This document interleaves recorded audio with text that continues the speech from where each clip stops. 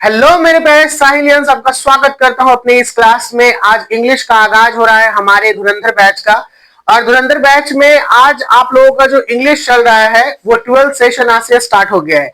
12th का book जो है वो कुछ दिनों के बाद स्टार्ट कर दिया जाएगा। आप लोग को जो रूटीन है वो तुरंत मिल ही गया है आपके चैनल पे, सॉरी क्या नाम है, ग्रुप पे।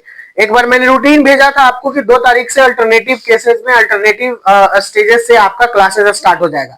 बायो आज 11th है, कल बायो 12th होगा। इंग्लिश सेशन शुरू हो गया है क्योंकि इंग्लिश का सिलेबस कंप्लीट है। ग्रामेटिकल पोर्शन 11 12 दोनों के लिए जरूरी होता है, तो ग्रामेटिकल पोर्शन ही शुरुआत में चलेगा जो आपके एग्जाम के लिए बेनिफिशियल होगा। एग्जाम के लिए इसलिए बेनिफिशियल क्योंकि आज जो मैं आपको सेशन दे रहा हूं आपके परीक्षा में 5 नंबर का प्रश्न पूछता है। इसीलिए जो भी चीजें अभी पढ़ाई जाएंगी वो सभी आपका साल भर का जो साथ होगा वो परीक्षाओं के लिए बहुत जरूरी है। हर एक each and every section. Hindi में भी जो सेशन चलेगा वो आपके स्टार्टिंग ग्रामर का फेजेस होगा और फिर उसके बाद कुछ समय के पश्चात आपका इंग्लिश बुक जो है रेनबो पार्ट 2 वो भी शुरू हो जाएगा। आज हमने क्या देखा है, आज हम लोग इस बैच में स्टार्ट कर रहे हैं पैसेज को सबसे पहले, क्योंकि पैसेज आपके एग्जामिनेशन का सबसे ज्यादा मार्क्स वाला क्वेश्चन होता है और बहुत आसान होता है इसे बनाने में। क्यों? क्योंकि जो क्वेश्चन दिया जाता है पैसेज का, और ये पैसेज होगा ऑल इंग्लिश क्लासेस के लिए 11 12 बोर्ड ग्रेजुएशन जो भी है, कॉम्पिटेटिव एग्जाम तक भी। एसएससी का जब आप एग्जामिनेशन दीजिएगा, एसएससी का सीजीएल का दीजिएगा या फिर क्या बोलते हैं एलडीसी का दीजिएगा, डीओ का दीजिएगा, उसके लास्ट में एक छोटा सा पैसेज रहता है और उसी में से आंसर चूज करना रहता है। यहां तक कि अगर आप बैंक का एग्जाम दीजिएगा, बैंक में एक एक पेज का बड़ा पैसेज रहेगा और उसमें 5-6 क्वेश्चन या आपको दे देंगे बनाने के लिए, उसी में से चूज करके चुन के बनाना होता है। तो आपको पैसेज केवल एकेडमिक तक ही नहीं, आपके आगे वाले समय में जो कंपटीशन प्रतियोगिता का पढ़ाई का तैयारी कीजिएगा उसमें भी ये पैसेज बहुत ही मायने रखेगा और इंपॉर्टेंट रखता है। सीबीएसई हो, बिहार बोर्ड हो, आईसीएसई बोर्ड के छात्र हो, उन सभी के लिए ये पैसेज इंपॉर्टेंट है। पैसेज में कभी कभी टाइटल भी पूछ देता है, तो इस पैसेज में मैंने नहीं दिया है क्योंकि इस पैसेज में मैं आपसे जज करना चाहता हूं, देखना चाहता हूं कि आप इसका क्या टाइटल देना चाहते हैं। और इसके बाद का जो पैसेज होगा वो टाइटल के साथ में दे दूंगा। अगर रहेगा कोई से किसी में तो आपको आसान हो जाएगा, और नहीं तो फिर आप उसे खुद से बना लीजिएगा। बाकी तो मैं एक्सप्लेन करूंगा ही। कहता है यहां पर पैसेज में, पैसेज एक्सप्लेनेशन का टाइम है, क्योंकि पैसेज आपका एक ऐसा चीज होता है कि जब तक आपका रीडिंग स्किल बेहतर है, अंडरस्टैंडिंग स्किल बेहतर है, तो पैसेज बहुत आसानी से बन जाएगा। अगर ये दोनों बेहतर नहीं है तो आपको साल भर में बेहतर बना लेना है, यहां पर अच्छा बना लेना है। साल भर 1 महीना 2 महीना 3 महीना जितने दिन में बन जाए। पैसेज पढ़ने का तरीका क्या होता है? पैसेज पढ़ने का तरीका होता है कि बस पैसेज को देखे और पढ़ना शुरू कर दिए।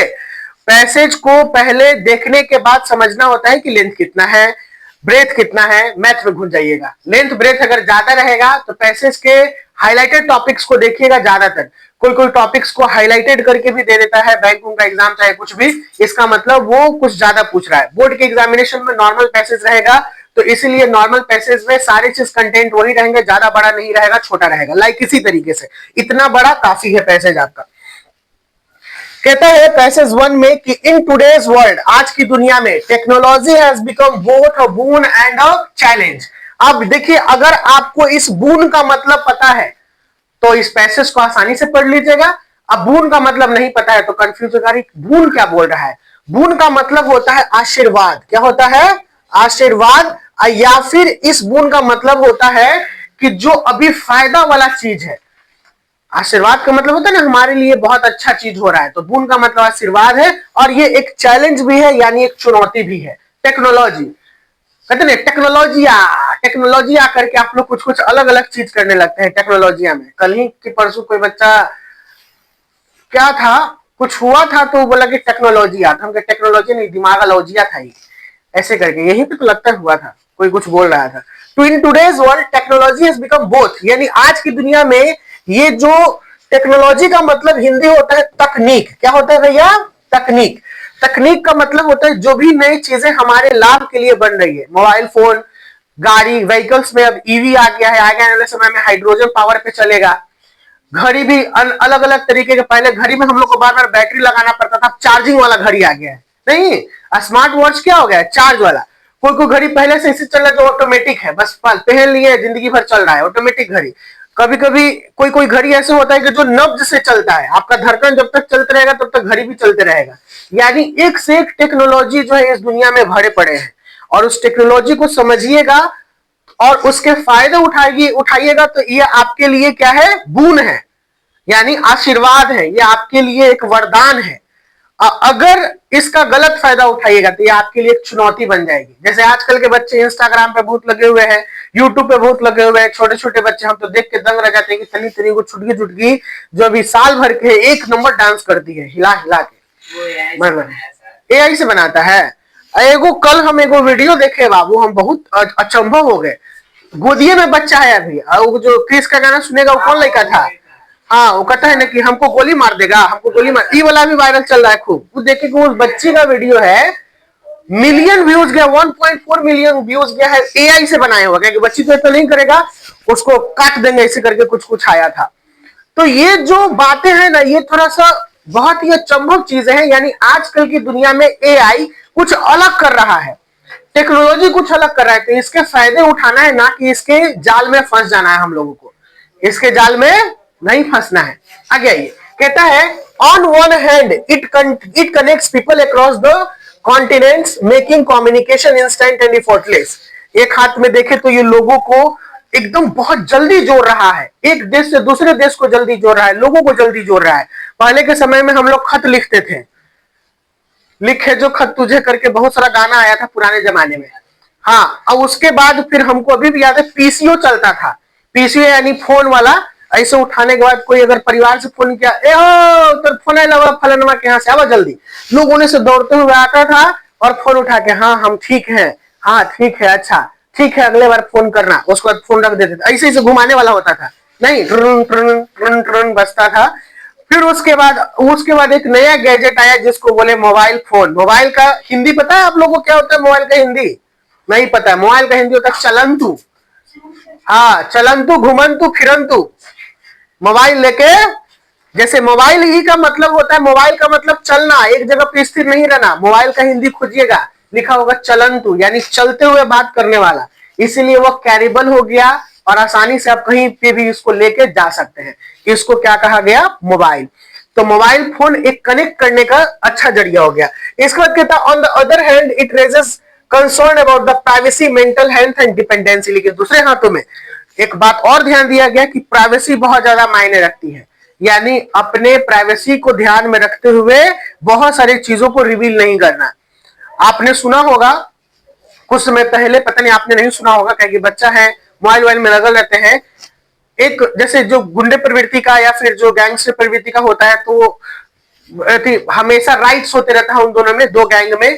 तो एक गैंग वाला दूसरे गैंग वाला को पता है लोकेशन कैसे फाइंड आउट किया? वो हमेशा अपडेट करता था कि मैं यहाँ पे पहुंच गया और मैं यहाँ पर हूं, बस गया और उसको मार दिया। कैसे पता चला? सोशल मीडिया से पता चला। जैसे नहीं आज हम लोग जाते हैं कहीं पे भी तो आई एम हेयर चाहे पोस्ट कर दिए, चाहे डाल दिए, तो आप अच्छे हैं तो अच्छा ही है, कोई परेशानी नहीं है, कोई दिक्कत नहीं है। लेकिन अगर आप बुरे हैं तो आपके पीछे भी तो कई लोग पड़े होंगे ना।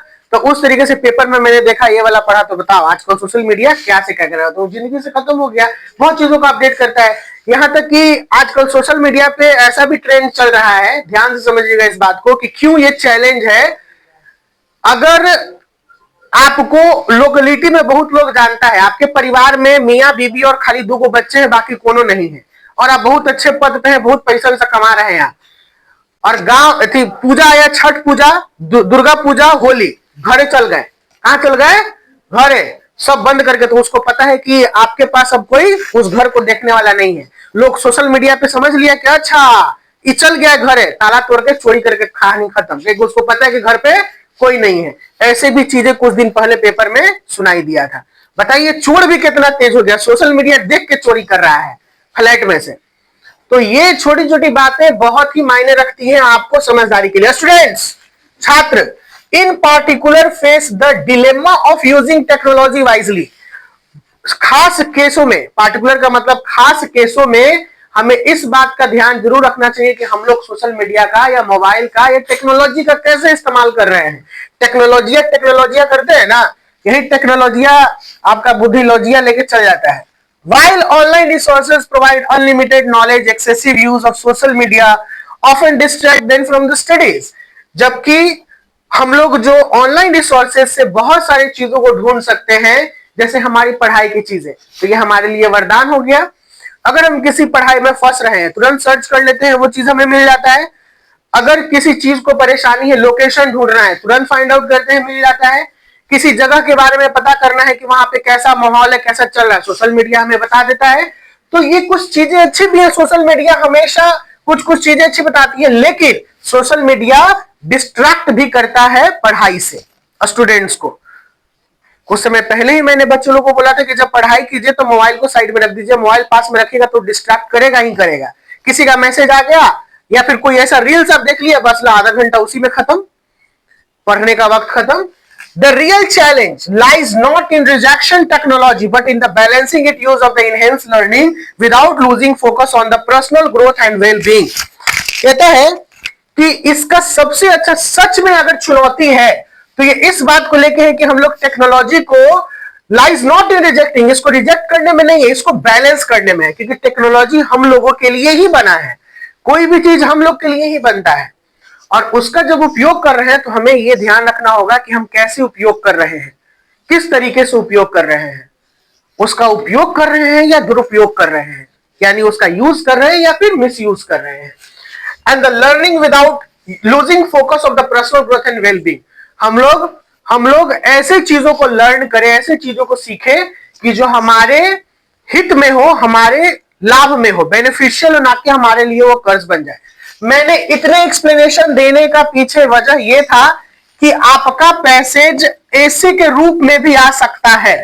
तो पैसेज आपको कॉपी में लिखवाने से मैंने दो चीज टारगेट किया आपको। एक टारगेट किया कि आप पैसेज भी बना लिए, और एक टारगेट किया कि अगर इस पे आपका ऐसे आएगा तो आप आसानी से बना सकते हैं। तो सर इसका टाइटल आप क्या दीजिएगा? टाइटल हम देंगे टेक्नोलॉजी। क्या देंगे? टेक्नोलॉजी। ये टाइटल बन गया, और इस टाइटल को एक बून और चैलेंज है। टेक्नोलॉजी, बून और चैलेंज, ये आपका टाइटल बना। टेक्नोलॉजी के बारे में बात कर रहा है, ये वरदान है या फिर चुनौती है, ये आपका टाइटल बन गया।